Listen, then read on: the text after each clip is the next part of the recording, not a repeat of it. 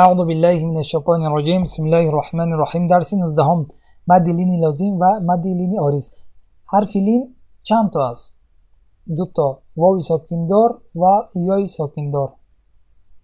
اینها کدام وقت حرف لین می شود؟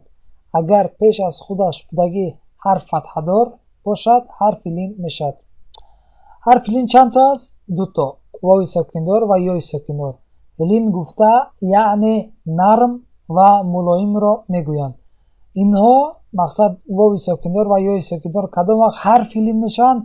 آن وقتی که خود اینها یعنی واو ساکندار و یای ساکندار بیاید و پیش از خود اینها حرفی باشد که حرکت فتحه داشته باشد، یعنی حرکت زبر داشته باشد. آن وقت واو ساکندار و یای ساکندار حرف لین میشد. کدام وقت مد لین لازم میشد؟ اگر بعد از لین ساکن لازم آید مد لین لازم میشد. کدام وقت مد لین لازم میشد؟ آن وقت که حرف لین آمد بعد از حرف لین ساکن لازم آید آن وقت مد لین لازم میشد. مد لین لازم را چند مقدار کشیده میشود؟ مقدار 4 حرکت کشیدن واجب میباشد. یعنی میتونیم به مقدار 4 حرکت کشیم و به مقدار 6 حرکت کشیم. خب من الان از تجوید نو برای شما درست‌تر نشون میدم و میفهمونم انشاءالله. در اینجا مثال رو نگاه کنید. در اینجا یا مقصد در حرف عین اگر ما حرفکی نویسیم مثل یعنی یک کلمه وارد میشه. در اینجا نگاه کنید در حرف یا حرفی چید حرفی لین چید.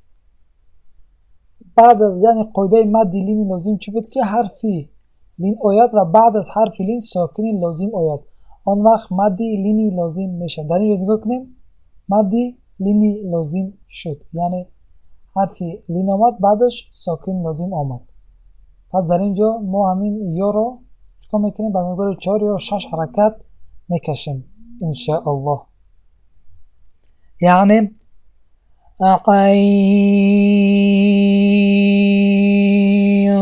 یعنی همین یای مقصد لین را ما به مقدار 4 یا 6 حرکت کشیدیم.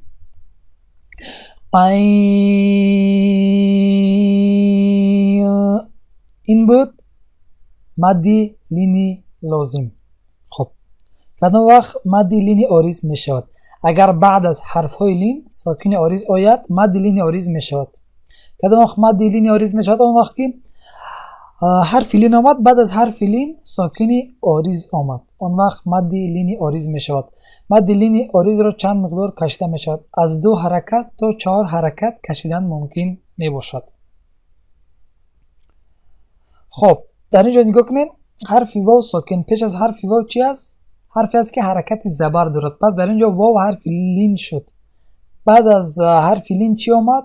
حرفی آمد که اینجا در حال مقصد ساکن آریز را گذاشتن. مقصد یعنی در اینجا حرکتش رو نگذاشتن که این مقصد مفهوم که این حرفی حرکت دار است، اما در اینجا که ما وقف میکنیم پس در اینجا ساکن آریز میشود. اما در اینجا در حال حرکتش رو نگذاشتن، در حال ساکن آریز را گذاشتن. خب اینجا چی میشود؟ مد لینی آریز. مد لینی آریز را مقدار 2 4 6 حرکت کشیدن جایز است. مقصد هم میتونیم همین واو ساکن را که در لینی آریز آمد مد لینی آریز، پس در اون وقت میتونیم که همین واو را همین یا را چیکار کنیم؟ به مقدار 2 4 6 حرکت کشیم. مثال خوف قوم بیت